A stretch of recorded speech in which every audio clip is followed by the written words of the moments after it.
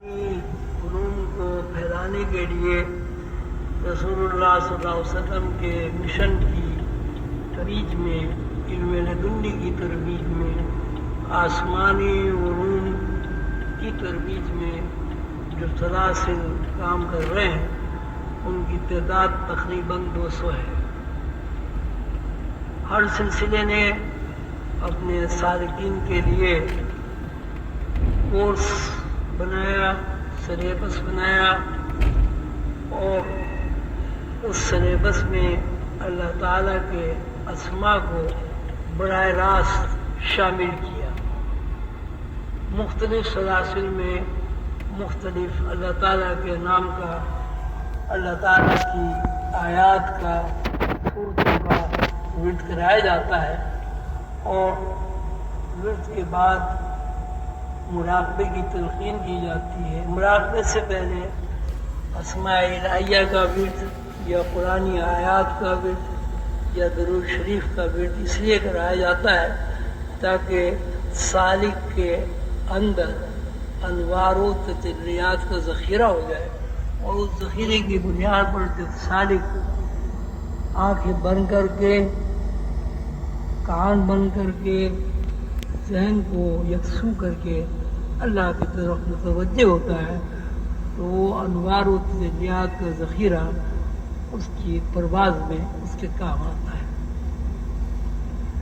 حضور قلندر بابا اور رحمۃ اللہ علیہ نے یہ فرمایا کہ یا حی و یا قیوم اللہ کے 2 نام ہیں۔ یا حی و زندہ کرنے والا، یا قیوم رکھنے کے لیے، قائم رکھنے کے لیے وسائل فراہم کرنے والا۔ وسائل میں والدین بھی ہیں، وسائل میں ہوا بھی ہے، وسائل میں آکسیجن بھی ہے، وسائل سورج بھی ہے، یعنی انسانی زندگی میں کام آنے والی ہر شے کو وہ جس طرح بھی انسانی زندگی کام آئے تو وسائل ہی کہا جاتا ہے۔ تو یا حی و یا قیوم کا مطلب یہ ہے وہ ذات جو اپنے بندے کو وسائل دے کر زندہ رکھتی ہے۔ وسائل میں عزت بھی ہے، وسائل میں تعلیم بھی ہے، وسائل میں اولاد بھی ہے۔ تو جب ہم یا حی و یا قیوم کا ورد کرتے ہیں تو دراصل یہ دعا کرتے ہیں، اے اللہ تو ہمیں وسائل کے ساتھ زندہ رکھ۔ وسائل میں دینی امور بھی ہیں، نماز، روزہ، حج، زکوٰۃ، حضور پاک صلی اللہ علیہ وسلم کے اوپر درود بھیجنا، یہ سب بھی زندگی کے وسائل ہیں۔ حضور قلندر بابا اولیاء رحمۃ اللہ علیہ نے مجھ سے فرمایا کہ ایسے ایسے اللہ کے بزرگ گزرے ہیں کہ جنہوں نے یا حی و یا قیوم کا اتنا ورد کیا ہے کہ ان کا جلی حروف سے اولیاء اللہ میں نام لکھا ہوا ہے کہ بھی فلاں صاحب نے اتنا ورد کیا۔ میرے بزرگ دادا پیر حضرت ابوالفیض قلندر علی سہروردی رحمۃ اللہ علیہ نے مجھ سے فرمایا کہ بھائی میں نے اتنا درود پڑھا کہ میرے پیر و مرشد کو یہ کہنا پڑا کہ بھائی بس اب بس کر، بہت پڑھ لیا۔ بے وقوفی کی بات ہے، کبھی کبھی اپنی بے وقوفی کا بھی اظہار کرنا چاہیے اپنے بچوں کے اوپر۔ تو میں نے سن کے وہاں بیٹھے بیٹھے یہ فیصلہ کیا کہ میں اتنا یا حی و یا قیوم پڑھوں گا کہ کسی نے نہیں پڑھا۔ بچپنے کی بات ہے، بے وقوفی کی بات، جہالت کی بات ہے۔ تو میں نے یا حی و یا قیوم پڑھنا شروع کیا تو وہ اتنا ورد اس کا ہو گیا کہ میرا یا حی و یا قیوم تجزیہ کلام اس کو کہتے ہیں کہ آدمی دوران گفتگو اس لفظ کو بار بار دہرائے۔ ان کا جیسے آپ نے کہا ہاں جناب آپ کہاں سے تشریف لائے آپ، خیریت سے تو ہیں؟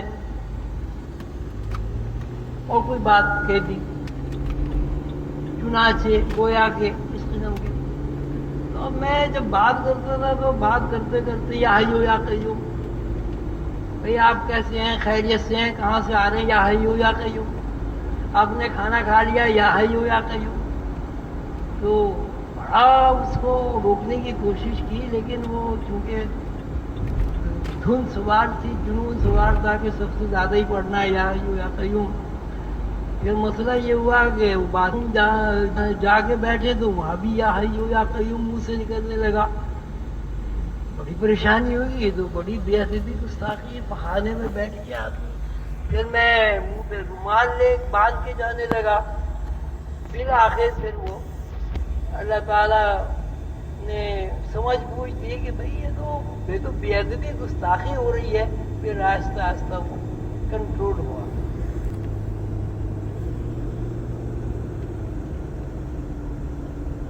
کیا برکت ہے؟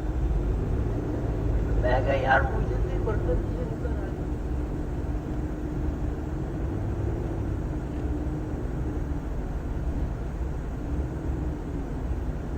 اسے انصاری صاحب کہتے تھے، جب اس نے یا حیو یا قیوم پڑھا تو وہ خواجہ شمس الدین عظیمی بنی. تو یا حیو یا قیوم کی فضیلت تو یہ ہے کہ آدمی عظیمی بن جاتا ہے. تو اللہ تعالیٰ آپ سب کو توفیق دے. تو سلسلے عالیہ عظیمی میں یا حیو یا قیوموں کا جو ذکر ہے اتنا آسان ہے کہ نہ آپ کو وضو کرنے کی ضرورت ہے، نہ آپ کو یہ ضرورت ہے کہ آپ مصلی بچھائیں، نہ اس بات کی ضرورت ہے کہ آپ غسل کر کے روبان جلائیں، اگر بتیاں جلائیں. حضور قلندر بابا فرماتے ہیں کہ اللہ حاضر و ناظر ہے، زبان پاک ہے، چلتے پھرتے اٹھتے بیٹھتے سوتے جاگتے کاروبار کرتے یا حیو یا قیوم یا حیو یا قیوم یا حیو یا قیوم. جتنا یا حیو یا قیوم پڑھو گے اللہ تعالیٰ تمہاری طرف متوجہ ہوگا، اور جتنا اللہ متوجہ ہوگا اتنا ہی آپ کے اندر انوار و تجلیات کا ذخیرہ ہوتا چلا جائے.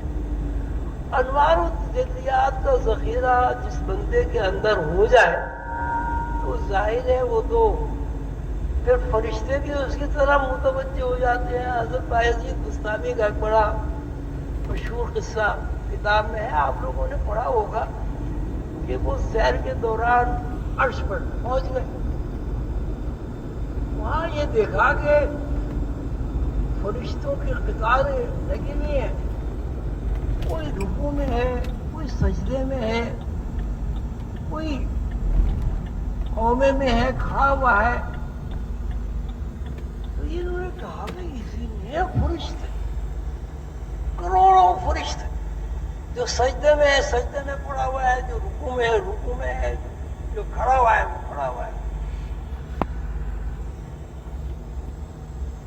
ایک پارٹی جو بہت بڑی تھی فرشتوں کی، اس کے پاس گئے، سلام دعا کی.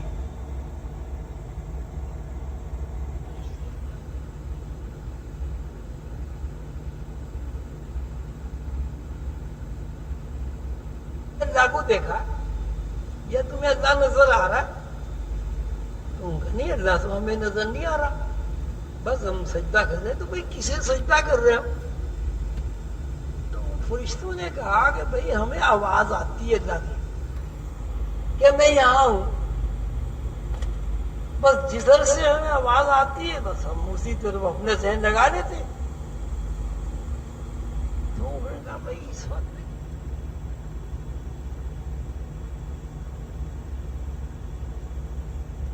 آواز آئی. تو کہنے لگے بھئی اس وقت تو ہمیں آواز یہ آئی ہے کہ ہم بایزید بستامی کے دل میں ہیں، اور بایزید بستامی ہمیں یہاں ڈھونڈتا پھر رہا ہے. تو ہم تو بایزید بستامی کے دل میں، چونکہ اللہ ہے اس وقت، اس وقت سجدہ کر رہے ہیں. تو میں یہ عرض کر رہا تھا کہ جب کسی آدمی کے اندر انوار و تجلیات کا ذخیرہ ہو جاتا ہے، پھر فرشتے بھی اس کے سامنے جھک جاتے ہیں. اس لیے فرشتے کسی بندے کے سامنے نہیں جھکتے. فرشتے تو ان انوار و تجلیات کے سامنے جھکتے ہیں جو بندے کے دل میں اللہ نے ذخیرہ کر دیا. تو یا حی یا قیوم کے ورد سے بہت پیدا ہوتا ہے اللہ تعالیٰ کے انوار و تجلیات کا، دل میں ذخیرہ ہو جاتا ہے. خود اللہ تعالیٰ نے بھی فرمایا کہ میں مومن بندے کے دل میں رہتا ہوں. اب دل میں اللہ تعالیٰ جو رہتے ہیں سیدھا سا مطلب ہے اللہ تعالیٰ کے انوار اور تجلیات بندے کے دل میں رہتی ہیں. تو یا حی و یا قیوم سلسلہ عالیہ عظیمیہ کا بنیادی سبق ہے کہ چلتے پھرتے اٹھتے بیٹھتے وضو بے وضو یا حی و یا قیوم کا ورد کریں.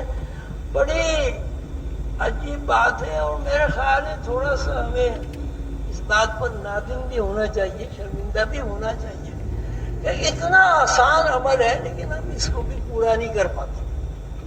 کسی سے پوچھے بھائی یا حی و یا قیوم پڑھتے ہو؟